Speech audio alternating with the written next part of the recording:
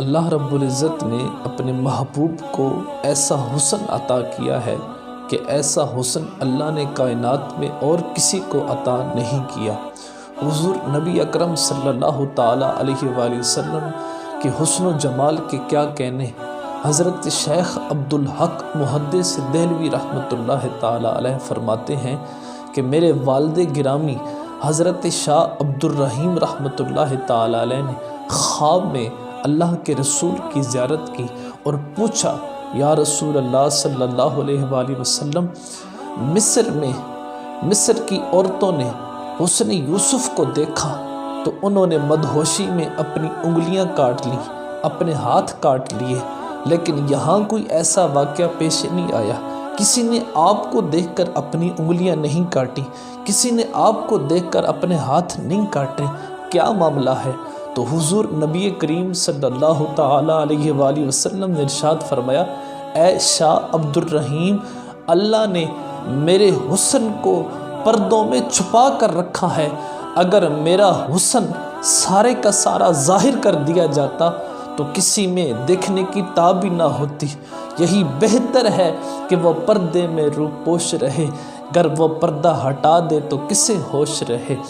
اور باقی رہی بات حسن یوسف کو دیکھ کر مصر کی عورتوں نے جو انگلیاں کاٹیں، اس کے بارے میں میرے امام اعلیٰ حضرت لکھتے ہیں، حسن یوسف پہ کٹیں مصر میں انگشت زنا، سر کٹاتے ہیں تیرے نام پہ مردان عرب۔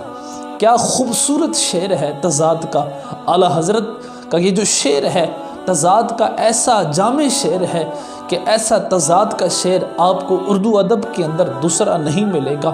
ذرا غور تو کیجئے، فرمایا حسن یوسف پہ کٹیں مصر میں انگشت زنا، سر کٹاتے ہیں تیرے نام پہ مردان عرب۔ ایک طرف حسن ہے، دوسری طرف صرف نام ہے، ایک طرف عورتیں ہیں، دوسری طرف مرد ہیں۔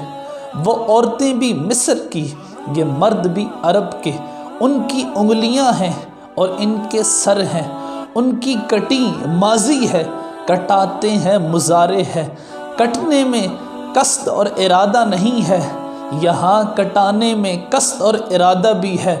ان کی انگلیاں کٹیں یہ لازم ہے، کٹاتے ہیں متعدی ہے۔ ان کی انگلیاں کٹ گئیں، ایمان پھر بھی نہ لائیں، یہاں سر بعد میں کٹائے ایمان پہلے لائے۔ تو فرمایا حسن یوسف پہ کٹیں مصر میں انگشت زنا، سر کٹاتے ہیں تیرے نام پہ مردان عرب۔ اللہ نے اپنے محبوب کو ایسا حسن عطا کیا کہ حضرت ابو ہریرہ رضی اللہ تعالیٰ عنہ بیان کرتے ہیں، فرماتے ہیں کہ میں نے حضور سے زیادہ خوبصورت شے دنیا میں دیکھی ہی نہیں ہے۔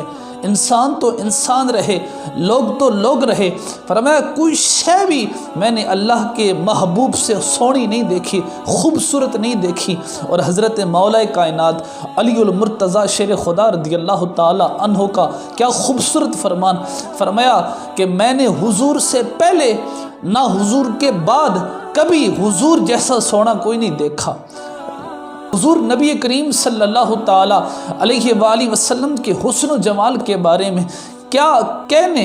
حضرت حسان بن ثابت رضی اللہ تعالیٰ عنہ فرماتے ہیں، وَأَحْسَنُ مِنْكَ لَمْ تَرَ قَطُّ عَيْنِي وَأَجْمَلُ مِنْكَ لَمْ تَلِدِ النِّسَاءُ خُلِقْتَ مُبَرَّأً مِنْ كُلِّ عَيْبٍ كَأَنَّكَ قَدْ خُلِقْتَ كَمَا تَشَاءُ۔ حضرت حسان بن ثابت رضی اللہ تعالی عنہ ارشاد فرماتے ہیں کہ یا رسول اللہ صلی اللہ تعالی علیہ وآلہ وسلم، آپ سے زیادہ حسین و جمیل میری آنکھ نے دیکھا ہی نہیں ہے، اور آپ سے زیادہ خوبصورت آج تک کسی ماں نے جنا ہی نہیں ہے۔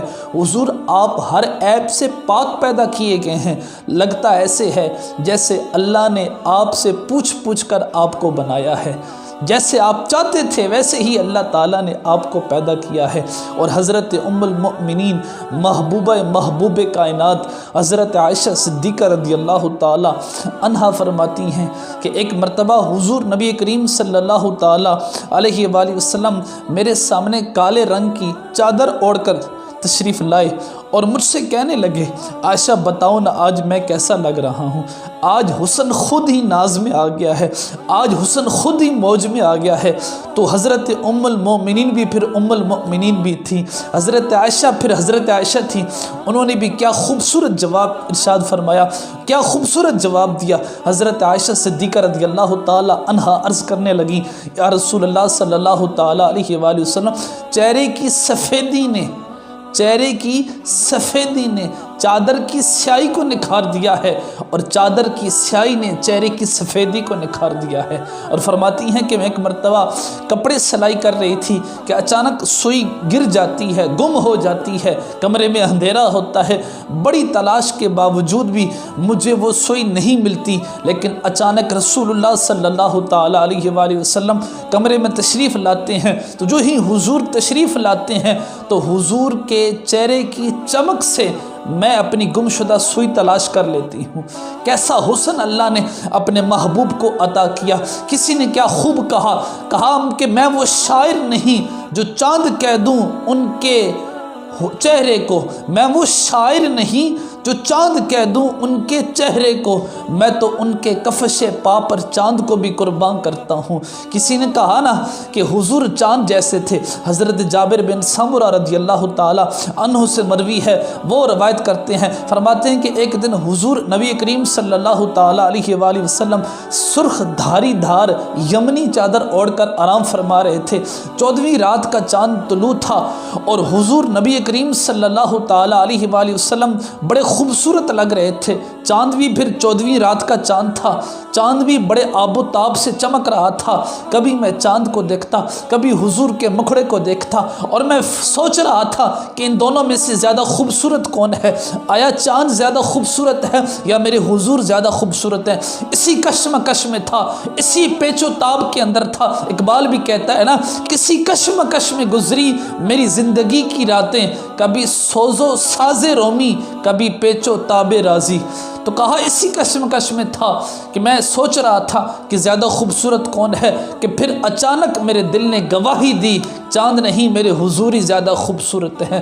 تو کسی نے کہا کہ حضور چاند جیسے تھے، کسی نے کہا کہ حضور سورج جیسے تھے۔ یار ایک چاند کیا، ہزاروں اور لاکھوں چاند، ہزاروں اور لاکھوں اور کروڑوں سورج بھی اکٹھے ہو جائیں تو پھر بھی وہ حسن جمع نہیں ہوتا، وہ حسن نہیں بنتا جو حسن اللہ نے اپنے محبوب کو عطا کیا ہے۔ خدا نے ان کو اپنے حسن کے سانچے میں ڈھالا ہے، وہ آئے اس جہاں میں سب حسینوں سے حسین ہو کر۔ اور جب حضور نبی کریم صلی اللہ تعالی علیہ وآلہ وسلم کو حضرت پیر مہر علی شاہ تاجدار گولڈا خواب کے اندر دیکھتے ہیں تو وہ بھی پھر حضور کے حسن کا نقشہ کھینچتے ہیں۔